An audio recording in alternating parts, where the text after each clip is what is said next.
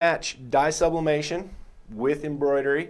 The cool thing about this is we can do it on 100% cotton, so we're basically laying down a polyester thread pattern, and then we're going to embroider put dye sublimation directly over top of that. So here's an example of our pattern. It's a little bit fuzzy, but you can see you'll see it in much more detail here in a short second. There we go. Hey. So this is our pattern, and we're going to put some dye sublimation directly over this pattern. So first, before we get into that, let's talk about what dye sublimation is and how it works. Basically, you're printing on a piece of paper, you're printing ink directly on paper, and then you're using that paper with heat and pressure to make it bond to the material, to the substrate. So it can be a hard substrate, it can be soft. Josh got into this for a long time. He was doing cups. A lot of mugs, so you had multiple mug presses. Yeah, mug press, I got double press, slip mats, there's so much stuff you can do with it. So much stuff. So this is a really simple concept. This is a fictional sort of department, fire department logo we came up with just for you guys who do first responders. If you don't, you should probably reach out to them and do first responder stuff. But so we're doing plaques. Here's a 5-year anniversary plaque, for example. One thing that we can do and mix this with embroidery, which is pretty exciting. This is twill. This is just white twill. Yep.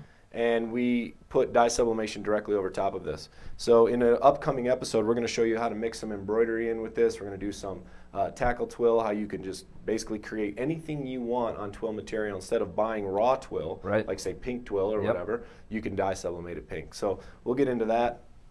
This stuff is called Chromolux. This is a metal polyester coated firm substrate that is really, really hot in the industry right now. It gives you outstanding results, and it's great for photographers, for gifts. You did some Chromolux stuff in here too, didn't you? It's good stuff. It sells for, I mean, the profit margins on there are really awesome. high. Yeah, it's great so stuff. that's one thing to talk about with dye sublimation is the profit margins are high. The expense is extremely low, but the margins are high. Exactly. Something like that, like this piece of Chromolux here, could easily retail for $100+, and it only costs you maybe 10 to make. So a lot of potential there. Socks is another thing. We'll get into socks. We'll be doing a tutorial on socks later on. But just fun stuff. A lot of actually goods are designed this way or created this way now with dye sublimation. One thing about it is it needs to be white substrate for the most part. So you can do lighter colors, but typically to get the most vibrancy, we're doing white. So with that, that's the general overview of dye sublimation and how that works. We're going to show you how to now combine this with embroidery. And we have this simple logo. I'm going to show you on my computer now. This simple logo that was sent to us theoretically by the fire department. I created this, but let's say that this is their left chest logo and this is what they want to do on all of their apparel on the left chest. Why don't we come back out real quick and look at, say, here's the design for the t-shirt. We printed this on the direct-to-garment printer with the Epson F2100. This is just direct-to-garment print. So perfect for a nice cotton t-shirt on the back. And on the front, they want to put that logo. So we could print that logo. We could embroider that logo. But one way to save a little bit of money in stitches and give really an outstanding high-quality result is to combine it. That way. And not to mention, you could put up a bunch of these blanks and say, the fire department comes in, they have one logo. Well, now you can just slap it on there real quick, heat press it. They come in, they want a different logo. You can have stuff stocked so that you're not, you can turn it around a lot quicker. Smart. So how long would it take to embroider something like this with this full-blown logo? I think that one took maybe 6 minutes to do. 6 minutes. And going to our logo now on my computer, how long would it take to embroider something like that with all the detail? I'd say at least double the time. Double the time, right. So we're saving a little bit of time by going to dye sublimation. And here's how this simply would work on the Illustrator side. So they submit art to you. In this case, all the pieces are their own, so that's convenient. We're just going to remove basically the black stitching, the black rope pattern around it, and we're left now with essentially what we want to dye sublimate because we created the other element, embroidery. So for the dye sublimation side for the Epson, I would save this as a PDF on my desktop, and that will be sufficient for the dye sublimation side. So from here, I'll take it into my DyeSub program, tile it, leave it the same size it is. In this case, our design is, so everybody's aware, 3 inches wide. So from here, Now how do we create that embroidery element? I'm going to pass it off to Josh. He's going to show you how to create this rope pattern embroidery. Exactly. All right, so on here, I'll show you a simplified version to do this. This one's a little bit more complex, but I took the vector file that John had done over in Illustrator. We brought it into Design Shop, and what we did is we did a nice fill, and then we did a nice rope background over here. You can see in the original file, we had the rope all the way around. What I did is we just made the rope in here to give it a little bit more 3D detail instead of it having it all pressed. When we send that over to the machine, though, we're going to want to go on the white polyester thread. As we were saying earlier, John was mentioning, you want to have it on white polyester. So I'm going to change this one over to white.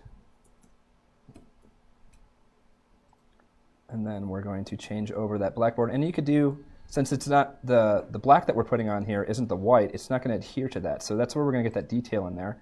Throw that in 3D mode so you can actually see. So a little bit more complex. Let me show you a good way to just quickly make these. So there's a couple options here in Design Shop. What we can do is we can grab our vector fill here, and we could just go over here to stitch direction, and, oops, hitting buttons all over the place, and just go right over that. And we have a simple fill right here. We could also select that fill again and just add a nice single line border over here. And now we have a border on there that we could change to any color that we want that would look good. And you can see now that fits right over the top there. Everything lines up. Couple other options if you go over here to the Select Automatic Custom, you have a filled circle already right here in Design Shop that you can pull up and run. But that's a simple gist of it, not too hard to do. And you can reuse this application. This is at the 3 inches. There's a little bit of bleed area on there. But yeah, you can reuse that over and over and over. So easy to take art from Illustrator that we've created, modify it a little bit for the print side, and then give it to you to exactly. That didn't take any time. I mean, we just created that file. And, nice. You know. So what's it look like on the embroidery machine? On the embroidery machine, we'll go over here. We'll pop this off. So this is one we already ran.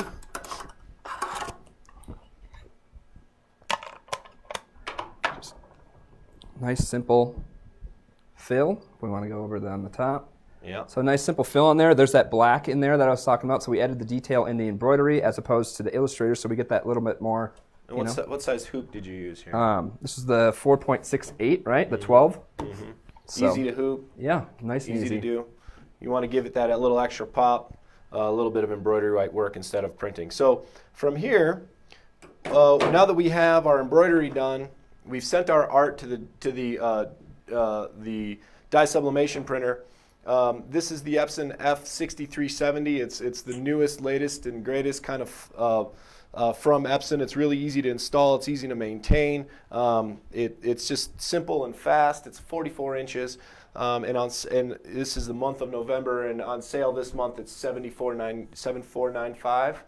If I'm not mistaken, and that includes free ink, installation, free shipping, and a bunch of paper. So you can get started with dye sublimation really quickly and easily with an inexpensive, high-quality direct-to-garment or dye sublimation printer. So you can see it's printed out already.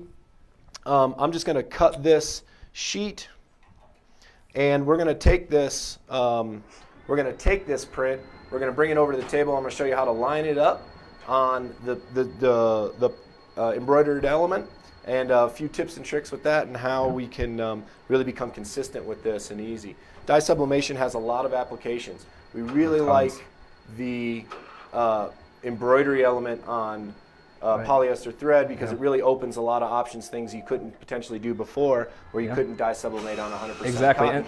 and that kind of puts you ahead of your competition too. You're offering something that they're not. You're getting that nice 3D effects and pizzazz on there, so. Yeah, it'll look exactly. good. Pizzazz. That's the name of the game, isn't it? Yeah, pizzazz. Pizzazz. All right, so I'm just gonna. I printed a whole gang sheet here, but I'm just gonna cut out one. And when we're doing this, the trick here, there's really not much to it. It's pretty simple. We just basically cut around the design the way we would, kind of do it in any application, I suppose. The trick, though, is I often get asked, is this the way it's done? Is there another way to do this? And the reality is I've been in some production shops at the high level where they do this for a lot of sports teams and a number of other high-profile clients. And the way to cut out polyester, or way to cut out dye sublimation and add it to polyester is the old-fashioned way. So from here, the line-up side is what a lot of people have questions about. I'm going to show you how simple this is. So you can kind of see through the paper, which is nice, so there's a little transparency to it. We'll essentially line up our shirt like we normally would, trying to find out, addressing where square is.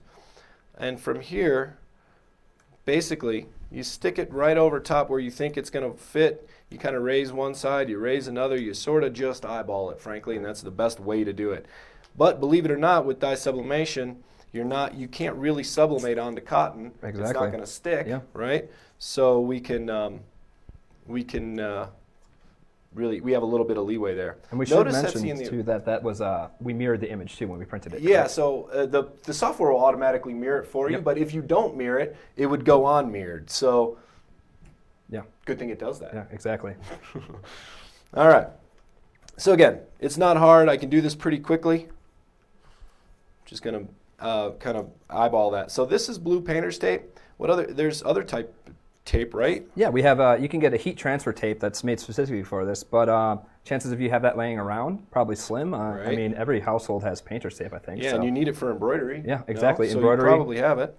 The benefit is we want to use this blue painter's tape because it leaves no adhesive behind. Right. If it left an adhesive sort of mark, that would look bad. Yeah, We'd have to scrape it off, rub it off. But this blue painter's tape, though it's not necessarily ideal, it will work. Yep, exactly. So the trick here is we have it lined up, we have it taped. We want to tape it down so we make sure that it stays in where it's supposed to stay and it doesn't move.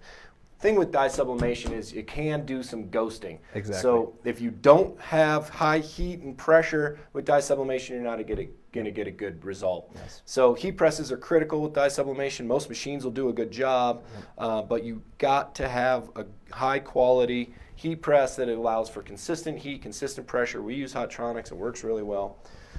So I'm just going to go ahead and thread this or dress it. Two ways to call it. We just had that conversation before we started this podcast. I put a little paper down just to protect. We want heat pressure to be relatively high, and we want heat to be around 420 degrees. It needs to be consistently at least 400, but you can't really go wrong with 420. Right. So I'm just going to smash it down. With cups, Josh, you have to use a ton of pressure, right? Yeah, you want a lot of time. A lot of time. I'd say an average, it usually takes like 2 minutes, 2.5 minutes to print a cup. So that's where if you have a big run, multiple cup platens or heat presses really come in handy. You're going to be in there for a while. Exactly. Whereas on a soft goods, maybe we're at 30 seconds. Yeah, no on time. Chromolux, maybe you're at 45 seconds. Yep. Because the ceramic in cups, maybe you're at 2 minutes or plus. Exactly. What is that called? The plaque? The plaque. Yep. Yeah, that was only that was only maybe 40 seconds as well. So we'll let it pop. This is a cold peel or a hot peel, so we can just peel it right off the garment right now.